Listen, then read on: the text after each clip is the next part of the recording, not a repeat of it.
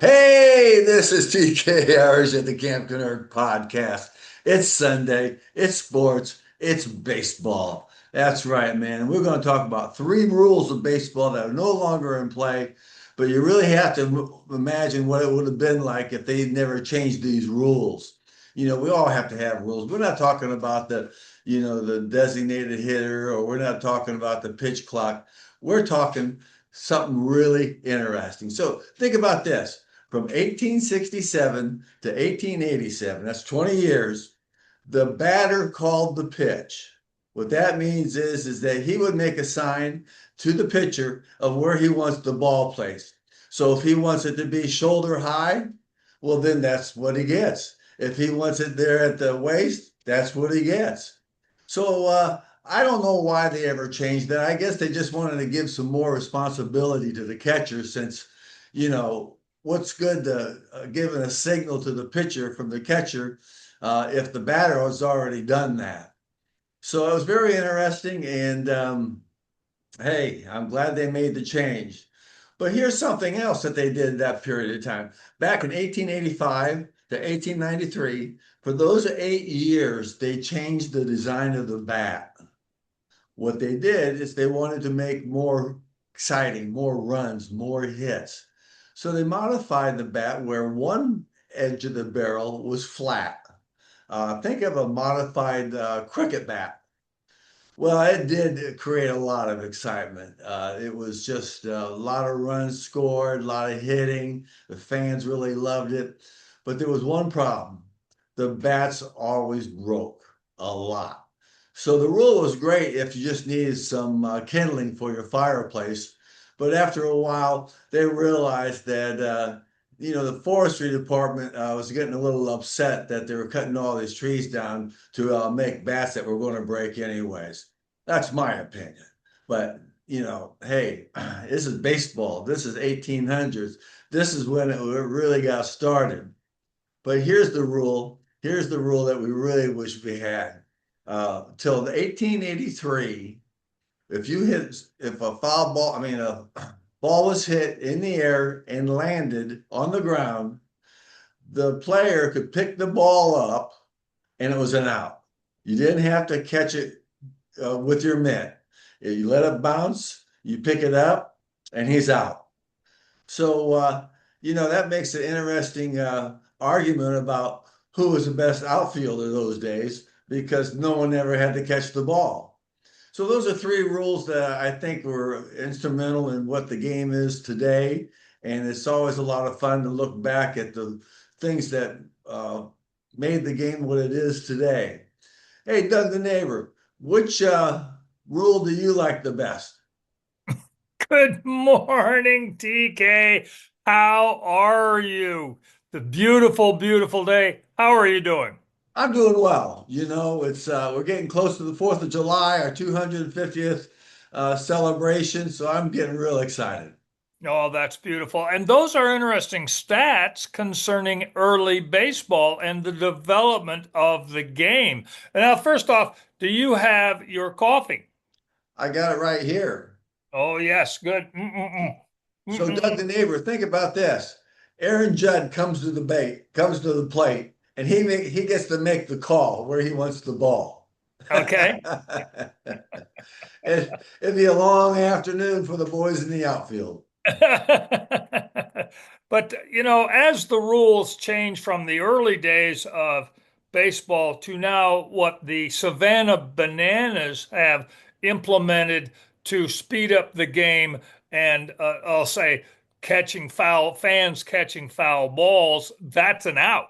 Or a batter's not allowed to step out of the box. When they got in, they got to stay in there. Yeah. And what was the other rule that they have? If it's uh, if it's an infield, just a hit, all three of the or all four of the infielders have to touch the ball before it's an out. It's a goofy rule because they're handling the ball back and forth while these guys are chugging to first. I think they do that because some of they got some players that are playing on stilts. So I Oh, imagine yes. that cuts their speed down considerably. I love it. Love it. Yes. Now, it's interesting your research on these older rules and baseball, how they've changed. I saw something that was interesting this week. The question concerning the speed of the baseball from the pitch because of this guy Mizorowski, whatever his name is. He is consistently throwing over 103 miles an hour. And this week he hit 105. He's really zinging it in there, 105. So the whole aspect of uh, the age of Babe Ruth, Gehrig, uh, what was the pitch speed then? What was it then? They don't know because they didn't have radar guns. Absolutely true. But what they did have is old film. Now, film goes through a camera at a certain speed. So the distance of 60 feet, 6 inches to home plate, and then they can calculate the speed. So what they have come up with is that during the age of Babe Ruth, Lou Gehrig, Murderers Row, and that sort of stuff in the 20s and 30s, is that the average speed of a pitch was about 80 miles an hour. Which today is a slow pitch. This is a slow pitch. Slow pitch.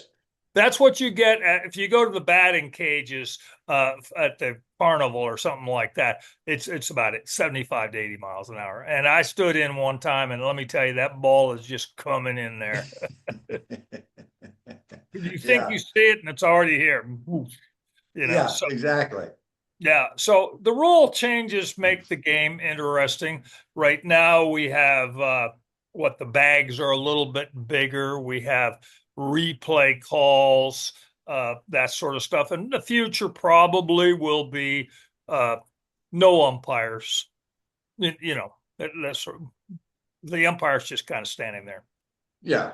They're allowed to stand out there, get a little sun, enjoy everything. And Yes, yeah, if they're there, if technology breaks down, they're there to pick up the ball yeah, and run. yeah, yes, yes. So it's an evolution of the sport we love. Okay. Exactly. Now, this is our 100th podcast, sports, and it's a beautiful, beautiful thing we have done. We've built, and we've got some lots of viewers around the galaxy. And this is our sports section. So, first off, I want to talk about the World Cup. Now, the World Cup is played in Canada, the United States, and Mexico. And this is a beautiful thing. The rules are a little different. I don't know what an offsides is. There was a controversy concerning a goal that was offsides and ended a game, blah, blah, blah, blah, blah. But right now, they are down. They started with 48 uh, teams in, well, I guess it was 12 different groupings, they call it, and then they have one-on-one in the groupings, and then if you lost you can play again or something, something, something. But now it gets down to 32 teams, and it's a win or go home. So now it's kind of interesting, so every game matters. Now the United States, on Wednesday, July 1st at 7 p.m., is playing Bosnia Herzegovina. Yes. Yes, I saw that. Okay, so the World Cup is now into win or go home. Now I'm kind of interested. Now I have my friends. I've got Joe over at Juice Land, who's rooting for the Mexico team. I've got AP, and I've got Neil, and I've got Scott and Lisa. They are rooting for the English team. I've got Sonny in Amsterdam, who's rooting for Holland, and I've got Trevor in New York, and he wants Spain and Germany to win because he's a soccer fan. So it's a good way to stay in contact with them and cheer the team on. You just want to give them a hard time if they're not playing up to their speed, right? I know you, Douglas. This is not my first rodeo with you. One of the beauties of sports is congratulating your pal when they win and things are ugly. I think you guys need a paddle because you're up the creek. Paddle, you're up the creek. Okay, now let's get back to the serious stuff. How about some baseball? Okay, I'm for that. okay. Now my Texas Rangers are in second place in the American League West. They're 41 and 42, and they've already uh, beat Toronto 3 games in Toronto, and then today is the getaway game. And then they move on to Cleveland. Okay, so that's where they are right now. Now, that leads us up to the Chihuahuas. I'm ready. Okay. Now, this is interesting about the Pacific Coast League, the Triple A. Okay. They play 150 games, but the season is divided into two, and the standings are divided into two. So it's the Okay. first 75 games. El Paso was third, ended up third in the Pacific Coast League East team standings league. And then now that the second half has begun, they are 1-4. They went down to Houston to play the Sugarland Space Cowboys, and they got they're 1-4 down there, a 5-6 game series. So they 1-5, and then they're at home to play Sacramento. Okay, so that's kind of interesting. Now the Chihuahuas are doing pretty good. Uh, they've got 101 home runs. They're bashing the ball.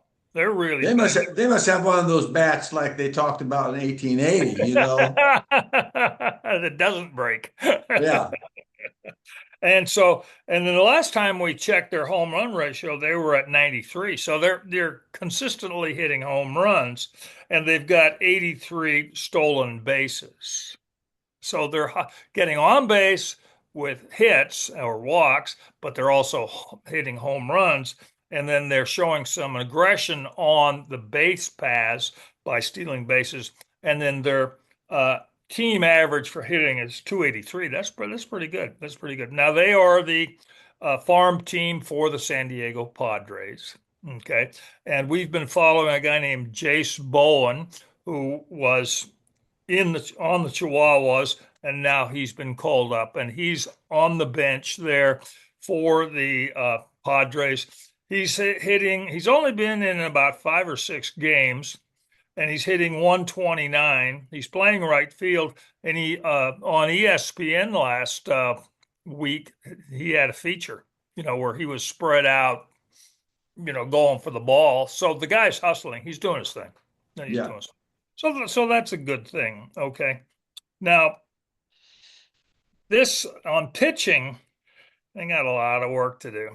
An ERA of 6.22, and the opposing batters are hitting 287.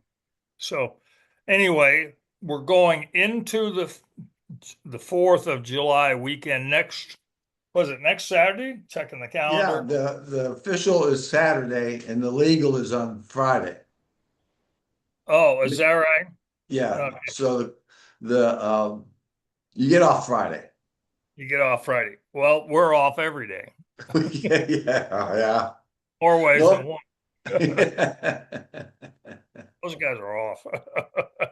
But we got our coffee and we're having some good times. That's all that counts. That's right, buddy.